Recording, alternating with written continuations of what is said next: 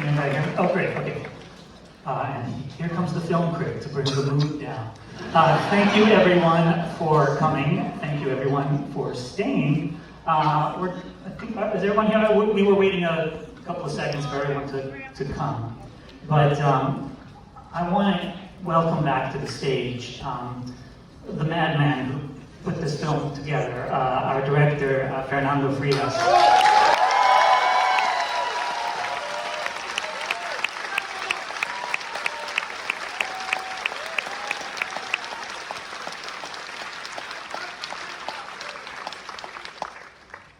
And we have other guests, right?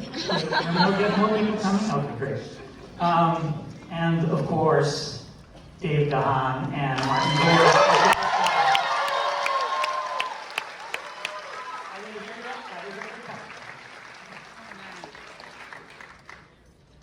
We're going to start talking.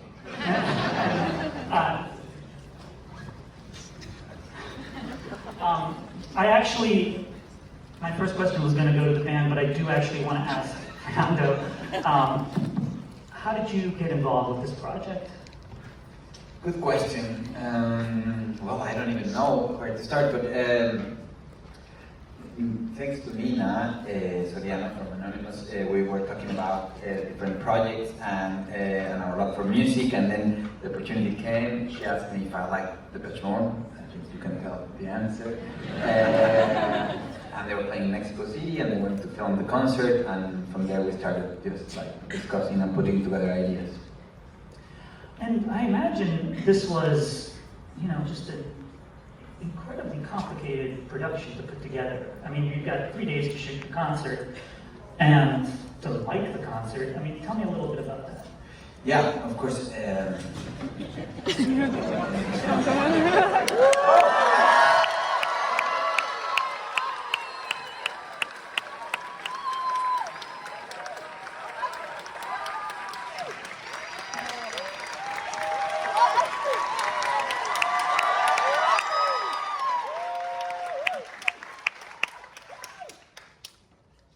Let's finish that question later. The first question I wanted to ask was actually about the song we just heard at the end of the end credits there. I got to see this film a little early. When I first heard that song, I was like shazamming it, I was looking up the lyrics, I was like, what is this song? And then I realized, oh, this is an unreleased song, right? Tell us a little bit about it. So, I think we mentioned a long time ago that there were 4 extra tracks that we recorded during the making of Memento Mori. And ever since, people have been asking me all the time, when are they coming out? Where are they? When? When? Well, that's one of them. and you can keep asking me about the other 3, so I have no clue.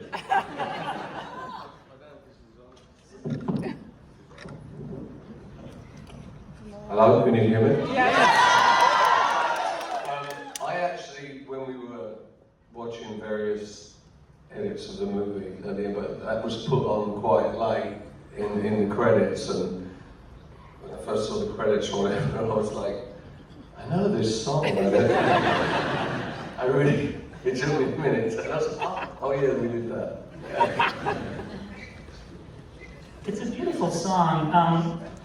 We were talking a little bit with Fernando earlier about how this project came about, but tell me from your perspective sort of how you decided to actually make a movie of this concept, of these concepts. Well, it's something we reluctantly do, to be honest, from our point of view, like to, we always historically have recorded the shows at a certain point of the tour somewhere, and this opportunity came up to do this in Mexico City, and I mean, really, this is Fernando's, concept and idea and everything behind it. And in a way, even though there's a lot of our songs in there, and not all of the set, if you would be bored out of your mind, and it was, 2 hours something, 2 hours and 15 minutes, and the film would be too long, I would walk out anyway. But so there was a lot of stuff taken out, but he kind of, you know, it's a constant, it's almost like the songs, lyrically, everything performance-wise, they are a sort of complement to the concept. How does it feel like, how does it feel watching this? Because this is, I mean, you're watching yourselves, obviously, but also this is another artist's interpretation of your work to a certain extent. Also, I mean, other artists, because there are other artists involved in the film. What did it feel like watching? I loved it the first time I saw it, really. I learned a lot. You know, I really liked the poems in it, and I had no clue who those poets were, and I had to get Jonathan, our manager, to reach out to Fernando to inform me on all this. So, I mean, it was a journey, really, like, very educational. Fernando, tell us about how you assembled these ideas, these people, these poets. Yeah, I think like in every project you find it as you go, right? And it's more so with a documentary. So we knew the elements, you know, we knew that we didn't want to work with interviews, or we didn't want to feature fans as it had been done before, you know. Also, like, I was listening to the songs, and I put together, you know, like, a document with the inspiration taken from the music, and I mean, there's so many things, but like, the most important thing was like, it's a tour of Memento Mori, you know, and Memento Mori meaning remember you must die, and thinking, well, life as we know it, it's something limited. So I was inspired by limitations, right? Like but that's why we're using these old formats, given to kind of random people in the audience, or my friends' kids, you know, or different ways of playing with it, and yeah, like working around those limitations of and trying to find, you know, metaphors. Also, like demystifying the idea of like Mexico and Day of the Dead, you know, the kind of the cliches, but wanting to actually really go a little deeper, or open the discussion about like why are those connections normally made, you know. And so it was a very, very long process, and I have to say, we were finding it on the way, and one of the most enjoyable things was like the editing process of the songs, right? Each song had, we decided to have some sort of like style or personality to it, you know, and it was really hard to decide which ones to leave behind, so we were like communicating and navigating that, and yeah, we had a lot of fun, you know, like reaching the limits of the formats, like the editing, and kind of playing around like the inexactitude, you know, like because of, I don't know, we feel like we live in a days where everything needs to be more calculated and exact, and life itself is not like that, so I wanted to play with those concepts and represent like just the energy of the music. We were talking.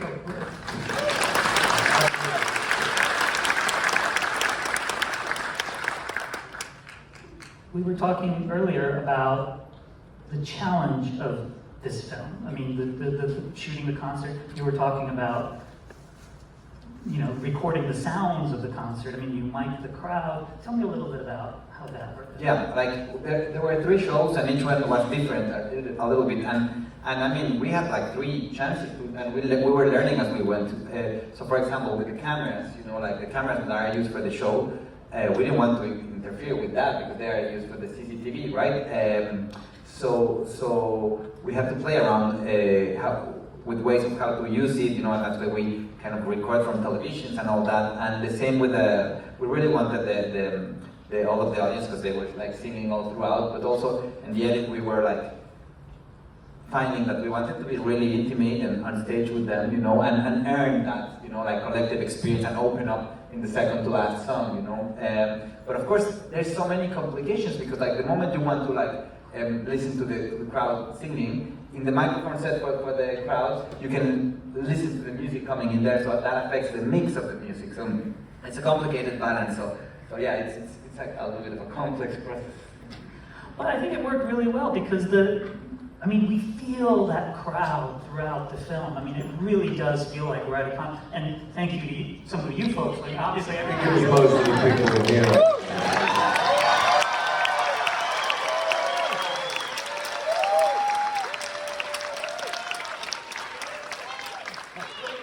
You really get the sense, you know, even though most of the film is, I mean, most of the concert stuff is you guys performing, it really does feel like such a collective experience. The crowd, the audience, they're part of the experience, and they're part of our experience. It's very hard to, I think it's really hard to capture. I mean, I think Martin and I were really pleased with what Fernando did here in the end with it, because from our perspective, when we were on the stage, you know, one of the things about a Depeche Mode concert is it's a communal experience, and I think it's really difficult to capture that. There's only very few kind of like films that I've seen, and I've seen a lot of films. I'm a fan of watching films of music and bands and stuff like that, but there's only very few, I think, that really manage to capture that, well, certainly from our perspective, how that translates. And it is a fine line. Watching ourselves, of course, you know, is kind of painful, to be honest. But I can't really explain what happens when you actually are performing. It is a strange kind of spiritual experience, to be honest, that happens. And it's because we're together, it's because people are, we're communicating somehow through music, you know, it's an incredible thing. Has that experience changed for you over the years? Has your relationship to the crowd changed over, I mean, you've been performing for so long. It's got bigger. There used to be 20 people, you know, like if we were lucky, and maybe a dog or two or something like that. Yeah, I mean, just the sheer size of the stadium there was overwhelming, actually. There's a couple of shots which Fernando very cleverly put in, almost at the end of where you kind of get the scale of the amount of people that were in there. And I you know, at that moment, I actually got the kind of hairs on my arms stood up, and I was like, wow, because I know what that feels like. Yeah, it looks like all of Mexico came out to see you guys. I mean, the crowd is so huge. No, I was just going to say that I think that there were some like lucky things as well, because you know we played in Mexico City after a month off, so we all came back a little bit fresher. We played in Mexico City right around the Day of the Dead. I don't think, you know, I don't think somebody thought about that a lot. Did you, Jonathan?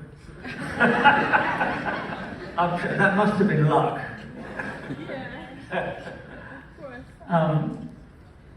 So to go back to your relationship with the crowd, I mean, Dave, your performance style is so energetic, so flamboyant. Has it always been like that? I mean, have you opened up over the years?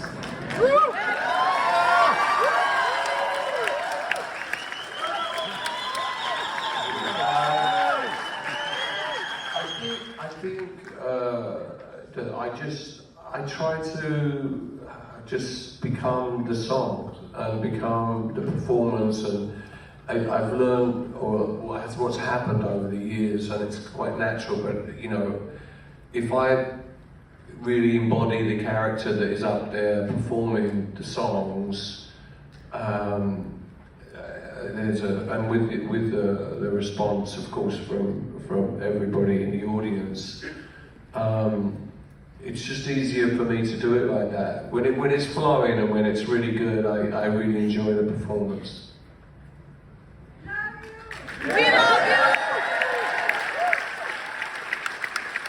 Yeah, I was taking notes, trying to figure out who you reminded me of. So I was like, oh, Mick Jagger, James Brown, and then I realized I need a little bit from everybody. So well, the one I finally realized what you reminded me of. the whirling dervishes of Konya, Turkey, who are carried away by the spirit and the music. And it was just, there's an exaltation. It's a bit above. I mean, life and death is so close. It's such a close thing. It's just so fleeting, But when you're performing on stage, and I'm sure Martin agrees, it's a moment. You're really in the moment, And at the end of the day, that's all we really do have, right?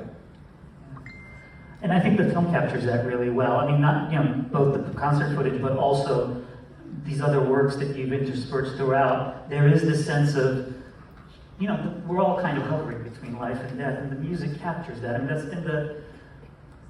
been the special thing about your music for so long. I mean, you guys sing about dark subjects very often. Yeah. But you dance. I mean, the darkness.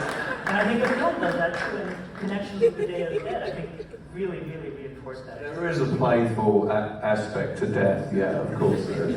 No, and of course, like many things, like they were saying, like it's hard to capture, right? Yeah. So and there's some elements about being playful with darker subjects, right? So for example, the idea of the artist who says like, oh, bringing out something from the screen and to make it look as if it's alive. So yeah. We knew that we were, trying to capture the energy of that concert and putting it on the screen, but then how do we kind of embrace that and make it even like somehow meta, Yeah. to kind of project the idea of like, we want it to become alive again. So it's that kind of thing. And also at the same time, we knew that this is, I knew that it was a concert film, so we had to build those segments very carefully so that they didn't take over, or it was to find the balance between those, so and have like different perspectives or voices, or some are more poetic, some are a little bit more playful, some are a little bit more informative, but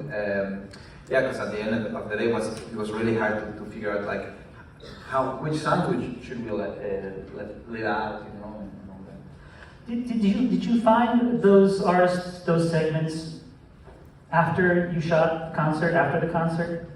No, some I had, some is like I'm using footage from like I don't know, from one that I shot myself like 25 years ago, and going. We played a lot with like analog versus digital technology, and finding like those accidents and bringing them in, and then we opened the segments and we knew what we wanted them to be about. Some we really put them together easily. Some others we invited the poet, for example, and then once Daniel Jimenez Cacho, who does the voiceover, read it, like they became something different. So we had to go and get some other images, or so it was just like back and forth. And you found some fans in the audience too, right? Yeah. Yeah. I mean, how did that? What was that process like? Well, we knew that we didn't want to. Like, there were other documentaries already done about like fans narrating their experience, and we wanted to take it away from like the dead person. So we wanted to keep like the collective spirit of the concert. So that's why you're listening to someone, but then watching the face of other one, and yeah, I mean, but we really found so many fans, and they're super helpful, and a lot of them came from Mexico right now today. Oh yeah.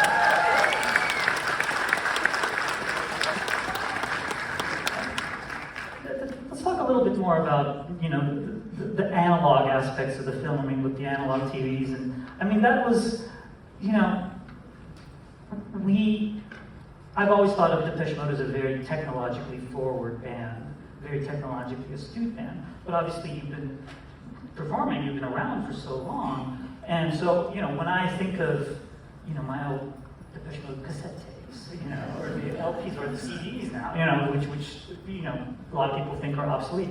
I mean, it is fascinating to think about, all the old formats that we saw you in, and now we can watch it here, and then the way the film kind of reflects all that back to us, I thought was fascinating. What did it feel like watching that stuff for you guys? Well, that is something that we, obviously are very aware of. We've been around a long time, so everything's changed. Many times. The Memento Mori tour, I mean, this was an immense tour. You toured for, I believe, over a year. I have this number, 112 shows. Sounds about right, I guess. How do you keep your energy up during a tour like that? I mean, given how energetic you are, how do you keep it going?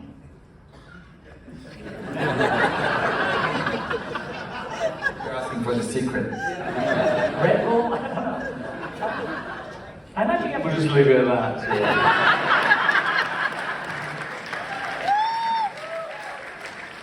But I mean, you have to get in shape for a tour like this, right? No. A little bit, yeah.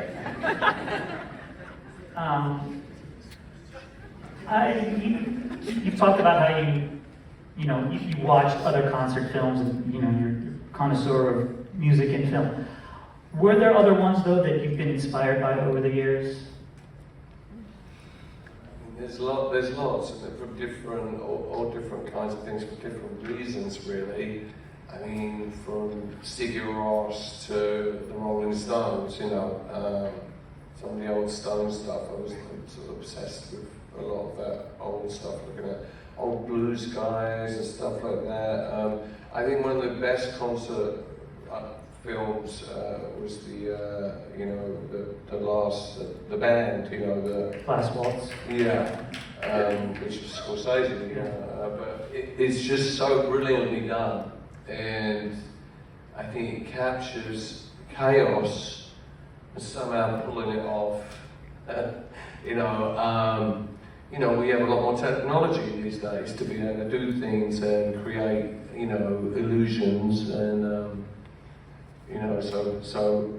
But I think that, like I said before, I think it's a hard thing to capture. I think it really is performance, like real performance, and that's what we try and do.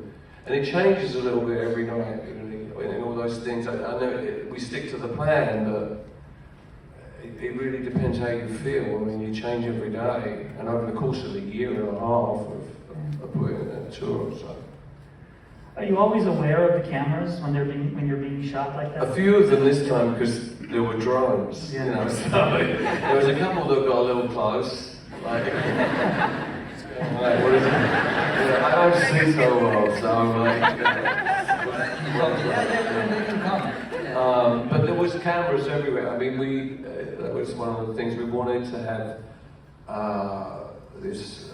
To be able to capture all these different things, and to capture as well the band, what was happening between us on stage, because we had a lot of fun, up there. When it's working, we really have fun together, and you're in sync with each other, musically, and it's humanly too as well, which that's not easy to do.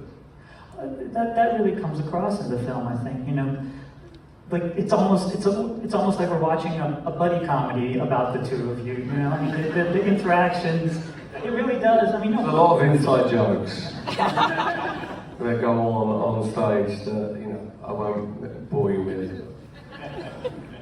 Martin, you've been quiet for a little while. Sorry, that's my fault. Fernando, I wanted to ask you about this. I don't know how familiar you folks are with Fernando's other work. He's one of the most exciting filmmakers working today, and there are two of his films, one called I'm No Longer Here, and then the other one, I Don't Expect Anyone to Believe Me. They're both available on Netflix, you can watch them. Thank you. But he's also, he's a filmmaker who's very connected to the musical subcultures of Mexico. I mean, I'm No Longer Here is all about cumbia. He directed the first season of Los Espookies. And tell us a little bit about Depeche Mode and Mexico. Well, that's there's when I first started talking about this project, I knew, to me Depeche Mode, it's a band that in Mexico, everybody knows and everybody loves it. And I mean, it's not there's a reason for which we decided to shoot this film there, right? It was like 3 sold out, 80,000 stadium capacity, and for me, what impresses me the most about the band is like how well it worked with so many different sectors of the population in Mexico, where like some other thing, like you were talking about, like subculture, they have like their identity anchored to one specific music kind. The legacy and the sound of Depeche Mode is like in Mexico all throughout. For me, it was very, very, very interesting because of course I was directing the concert, and then I have a very different group of friends. From friends who love, like, I don't know, hardcore, to other friends who are like now listening to what their kids are listening to. And when we were shooting, like, it was very, very exciting because everyone came together, you know, and everyone was like, hey, we want to be there, we want to help you, you know, and it was super funny because like all of the spectrum of my friends, like, and I think all of the spectrum of Mexican society kind of like see themselves in Depeche Mode also because of the amount of time and you know, like the songs that have accompanied them for so long. You know, I can relate to a very specific period of time with where I just can't get enough. You know, and now of course I will always remember Memento Mori as the opportunity I got to make this film. You know, which has been an incredible process. So it's something that keeps lasting. You know, and building such a strong legacy. And I think.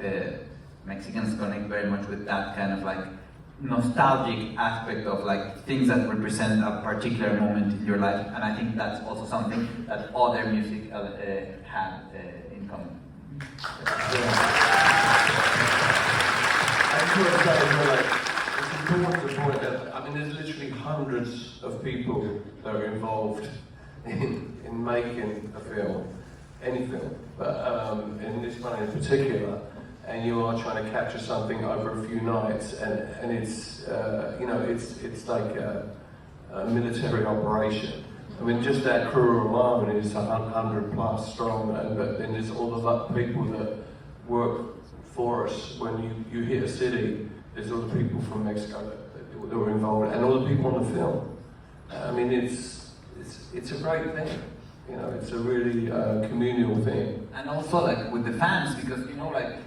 The first day I'm seeing the show is the first day I'm shooting, so we're learning a lot. But you guys took off a month, so that was enough for like someone went online and stitched together the whole show. I don't know where in Europe on YouTube by finding like, you know, like pieces of little videos that were recorded on their iPhone. But that's such like a you know, like a work, you know. So that's how I was able to watch the whole concert.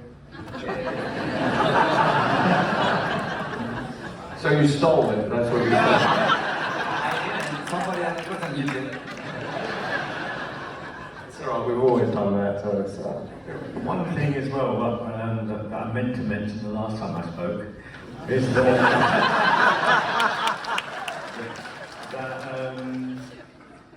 you know, we've put out many films over the years, and the majority of them, you know, live films have been recorded in Europe. And some have been recorded in America. And so I think it was really important and great that we got to do this in Mexico. We've had so much support from Mexico over the years.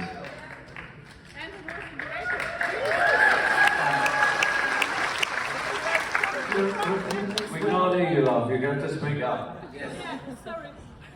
It was a She's great, in the film. it was a great experience to come from Germany to Mexico and to see all the 3 shows. I'm so happy that I was there, and it was really amazing.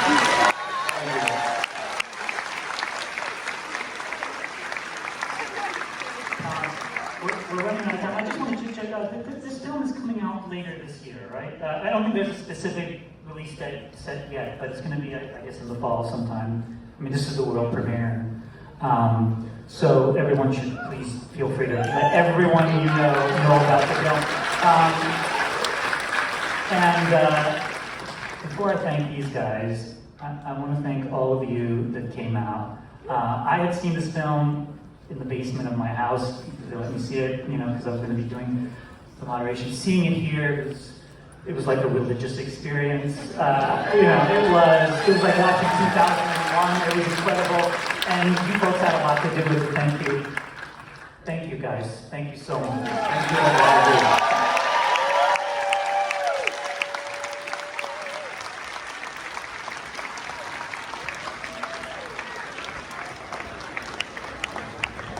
Thank you for attending the Tribeca Festival. At this time, and in preparation for the next event, we kindly ask that you make your way to the exits located at the top of the theater. All exits this evening are located at the top of the theater. Please check the festival website for other great events taking place during the